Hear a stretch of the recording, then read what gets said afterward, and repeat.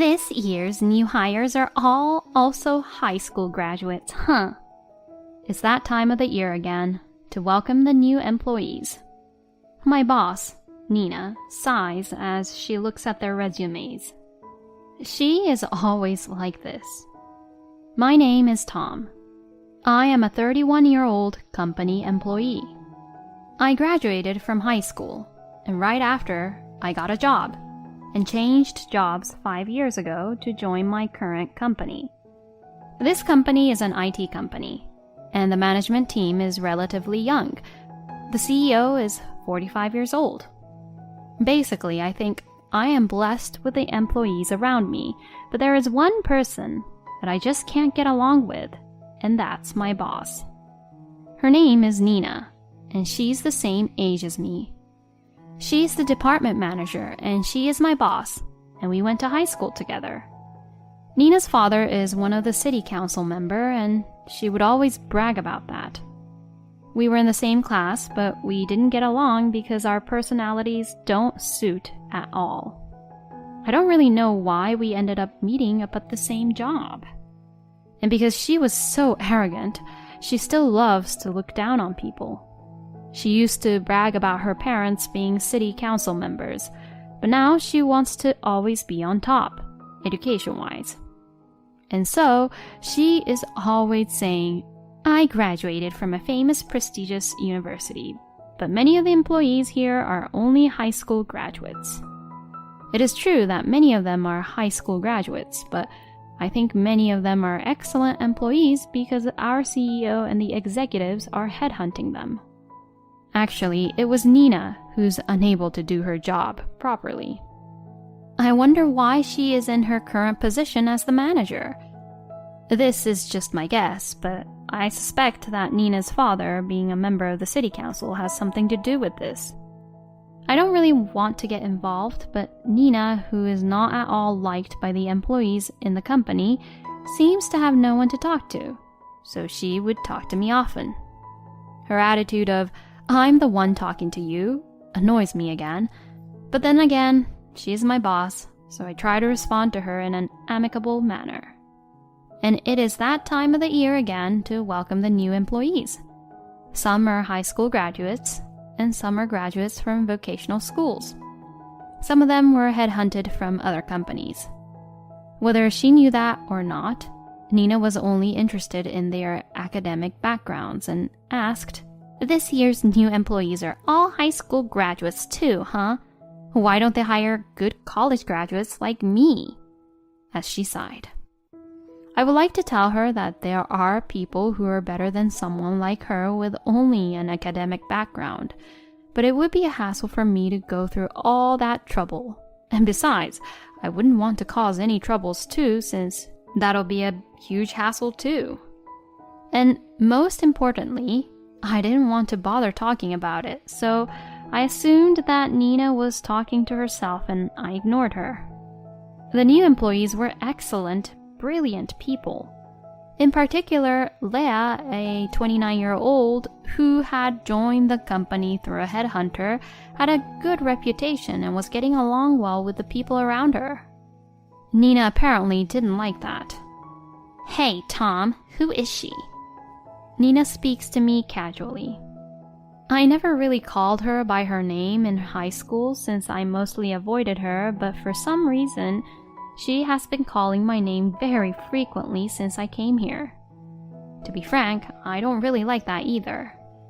I once tried to ask her to not call my name so casually like that, but she would say, It doesn't matter, and I'm your boss. After that, Nina began to make eye contact with Leah, saying, She's just a high school graduate, but she's so cocky. She thinks she's better than me. But to be honest, everyone around me likes Leah, who is clearly better at her job than Nina, and no one agrees with Nina at all. Of course, neither do I, but for some reason, Nina seems to think that I am on her side. It's a huge hassle to be in between like that, so as usual, I try to stay out of Nina's life and avoid her. One day, however, I was assigned to a document that needed to be confirmed by Nina. I didn't want her to nag and ask further questions, so I prepared the document perfectly and went to submit it to Nina.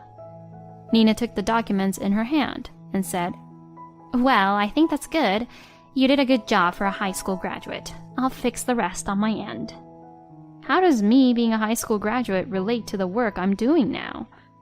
Besides, I didn't make this document to be fixed. I made it perfectly. I was getting irritated, but I knew there was no point in talking back, so I kept my mouth shut and left. A short time later, I went to the break room for a cup of coffee and heard Nina yelling. I was startled and approached to the direction of Nina's voice to find that she was yelling at Leah. "That's what high school graduates like you are like. You're totally useless." Nina's voice was echoing throughout the room. When I approached to stop her, Leah began to talk back. Do we really need to talk about my academic background now? And besides, this is a matter that the CEO has asked me to handle, and he has left it entirely up to me. You may have a different opinion, but I will take responsibility for it, so please, just leave it to me. Almost everyone in the company knows that Nina's parents are members of the city council, and whenever something happens, she always brings up her parents' names, so no one can argue back with her. So, maybe Leah didn't know that. Sure enough, Nina said, "Don't you know that my father is a senator? The client you're handling is very close with my father, so I should be the one in charge," to her. Hearing that, Leah continued, "So what? It has nothing to do with your education or your parents, right?" And I quickly approached them to stop their argument. Then Nina noticed me and said, "Tom, you are on my side rather than this high school graduate, right?" Nina really doesn't make any sense, and she's not being logical at all. I didn't even know why they were even arguing in the first place. As I was puzzled, Leah explained the situation to me in general. Apparently, Nina had told Leah to change the client of the project she was in charge of with another different client. The new client was said to be an acquaintance of Nina's father, and Nina might be trying to take credit once she gets to take on the project. After grasping the situation, I sighed and said to Nina, "Ma'am, this is a project that the CEO has entrusted to her directly. And even if she doesn't have any network like you, I'm sure she'll succeed." Nina looked surprised, as if she didn't expect me to argue back. "What? Are you going against me?" "I'm not going against you, I'm just making a good argument." When I said that, Nina started laughing. "You're being somewhat cold to me today, huh? Are you jealous of me? You don't like the fact that I was talking to a male employee earlier, do you?" Those words gave me the goosebumps. Moreover, Nina began to caress my hair. "Come on now, you should cheer up." I unintentionally brushed off her hand and backed away. That's not true at all. She misunderstood big time. What she did was disgusting, so I wanted her to stop what she was saying and doing. Forgetting that Nina was my boss, I said, "Not at all. It seems like you're misunderstanding, but I really don't care about you at all." Nina looked at me as she began to smile and left the break room laughing. I explained to Leah that Nina and I were actually high school classmates, and that she seemed to have misunderstood something. "I'm sorry, it's my fault." That's what Leah would say, but I shook my head. This led me to discuss about Nina's sexual harassment to me with Leah and my colleagues. That night, after I had made it so clear that I wasn't interested in her at all, I received a call from Nina. She asked me to have dinner with her. When I declined, she asked me when I would be available. "I'm quite busy with my personal life, you see." When I said so, Nina replied, "Busy? You were at the darts bar today, weren't you? You're just killing time at a place like that because you're bored, right?"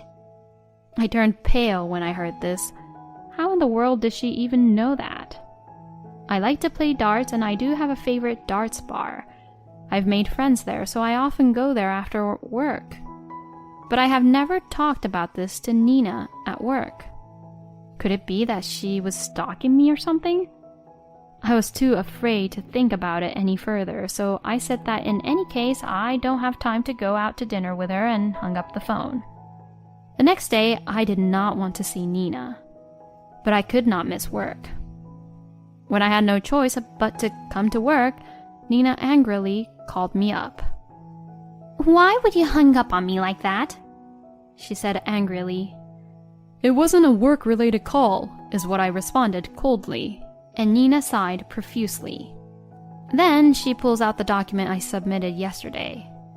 "This was rejected by the client, so you better be responsible for it." Huh? Why? The document I made yesterday was perfect since I incorporated the client's opinion. So why is it being rejected? If we can't make the deal with this client, this would damage the company a lot. My mind went blank. While I was standing there without saying anything, Leah came to me. "Please look at this, ma'am." Nina pushed the documents back to me and turned to Leah. I returned to my seat with the document. Oh no, what should I do? That was the only thought going around in my head. After a while, Leah, who had returned from Nina's seat, called me over. She told me to bring the documents and took me out to the break room. "Is that really the document that you made, Tom?" I did not understand what Leah was trying to say. I've heard from some people who've had their documents rewritten by Nina without their permission and was forced to take blame for her mistakes. When she said that, that's when it hit me. Come to think of it, Nina said she would fix it. Could it be? When I checked the documents, they had been rewritten as Leah had said. There was no way the other party would be satisfied with this. But how could I prove it? That night, I called my other colleagues and we went out for a drink. We gathered at a private bar and began discussing our strategy. As I had expected, it was not only me and Leah who were being interfered with our own work by Nina. We made a plan and left the bar. Leah, who was going in the same direction as me, decided to go home together. Then, after each of us got home, I received a phone call from Nina. "You were out drinking with that high school graduate? What the hell do you think you're doing?"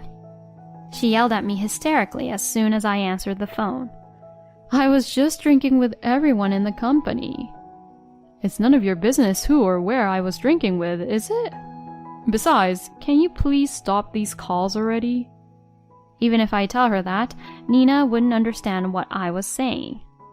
"You're coming to the company's drinking party tomorrow, right? Let's talk there." When I said that, Nina laughed. "Who would go to a party for the new employees who are all high school graduates?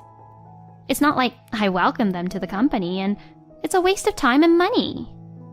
Nina still seemed to want to talk about something, but I hung up the phone. "Okay, well, I'll see you later." The next day after work, most of the employees started to move to the bar restaurant where we had made reservation. I moved to the bar restaurant quickly with my colleagues. I got there first and waited for the others to arrive. The CEO of the company arrived, and I thought that was the end of it, but to my surprise, I saw Nina. Nina came up to me and smirked, saying, "I came because you asked me to. I don't welcome the new employees, but I came because I could talk to you, you know." So, this is what I said back to Nina. "Huh? What are you talking about? This is your farewell party, don't you remember?" Then after a moment's pause, Nina said, "Huh?" being all confused. Then the CEO walked up and everyone took notice. "I told you at the morning meeting, or even alone with you before the morning meeting, didn't I? I decided to fire you, so it's going to be a welcome party for the new employees and a farewell party for you. I'm glad the star of the show came." Nina looked dumbfounded. I turned to Nina and said, "You've been fiddling with your phone during the entire morning meeting, so you missed the important stuff. I have already reported to the CEO about everything you did to sabotage our work. Those documents yesterday, you rewrote them, didn't you?" Nina denies it, but I take out my laptop and show her the screen as I said this. "This is what I made. This is the one you rewrote. The data before I submitted to Nina was saved on my computer, so I present it as evidence. Leah also came forward and explained her work that Nina rewrote as well. The other colleagues heard and agreed as they nodded to what we had to say. After explaining, I said this to Nina. You have not only discredited us, but you have also damaged the company. Besides, what you have done to me is sexual harassment and constitutes stalking. I have already recorded the contents of the phone calls you made to me. Other colleagues also said, We have also taken evidence of you, ma'am, caressing Tom's hair and body. I had discussed Nina's sexual harassment with my colleagues, so when Nina called me out on my own, my colleagues followed me and tried to take a video secretly. Nina seemed to understand what was going on, but for some reason, she looked relaxed. So what? Are you trying to sue me? You guys know who my father is, right? Are you saying you're firing me? Sir, and did you forget who the owner of the company's land is? I didn't know either until just a few days ago, but it seems that our company's land originally belonged to Nina's father, and then our CEO bought it. In the course of that negotiation, the CEO was then asked by Nina's father to hire his daughter and give her a position in the company. The CEO prioritized in buying the land and agreed to do so. So that's why Nina got to be the manager and take advantage of her position like that. When I learned this, I said this to Nina. I made sure to include all of the client's requests in the documents I submitted the other day, but you went to the trouble of cutting out the parts they requested and they rejected it, didn't they? If you don't do your job properly and all you do is drag us down, you deserve to be fired. And your sexual harassment doesn't help at all. I don't know what you thought you were doing, but what you did was sexual harassment, and following me after I left the company was stalking me, wasn't it? I didn't think you were even following me to the darts bar. For the record, I never even liked you from the beginning, you know. I said that, and the employees around me laughed. Whoa, I've never seen a stalker before. Not only can you do your job, but you're sexually harassing an employee, and that's disgusting. I laughed too and added the information I had heard from my high school classmates. And by the way, you brag about your education, but isn't it rumored that you were able to go to that college through the network and the corrupt admissions? And that you didn't graduate, but you dropped out in the end? That's just academic fraud, isn't it? Then Nina began to panic and said, No, that was my father's idea. I didn't want to go. And she began to make excuses, but I guess that meant she admitted to everything I had said. Then the CEO opened his mouth again. It is true that the company land was sold by your father, but I officially purchased it. He didn't say anything to me until after I hired you, and I think I've already done the deed enough, don't you think so? Come to think of it, are you sure you don't need to go home? Then Nina looked annoyed and said, Huh? Then Leah shows Nina the screen of her smartphone and tells her, Your father seems to be in a lot of trouble. On the screen there was an article that said Nina's father was being investigated on suspicion of fraud. Nina turned pale at once and left the bar. Actually, Leah was the CEO's cousin, and she had told the CEO about the troubles we were having with Nina. Even after our strategy meeting, when Leah contacted the CEO, he apologized and said once and for all that he would fire Nina. It seems that the CEO had been thinking about firing Nina for some time. He had planned to fire Nina after resolving the problems she had caused with his business partners, and now that all the relationships had finally been repaired, he decided to fire Nina. So that's why we suddenly decided to hold a welcome and a farewell party all together. The CEO apparently called Nina even before the morning meeting and told her about her getting fired, but Nina seemed to think it was a joke, that she would never be fired. Nina's thought process is beyond my comprehension. The CEO later filed a claim for damages against Nina, claiming that she had caused a great deal of damage to the company. Through a lawyer introduced to me by the CEO, I requested compensation from Nina for the sexual harassment. I have not heard from Nina since then, but her father resigned from the council, and their family house seems to have been sold off. According to a high school classmate, Nina has moved to her mother's family home, which is far away. The CEO said to the employees, "I hope you will continue to help our company grow. I will continue to work hard at this company." Then, just the other day, I had asked Leah to go out with me, and we have now started dating on the premise of marriage. In fact, Leah also likes to play darts, and the two of us now go to our favorite darts bar together. Our work and private lives are more fulfilling and enjoyable than ever.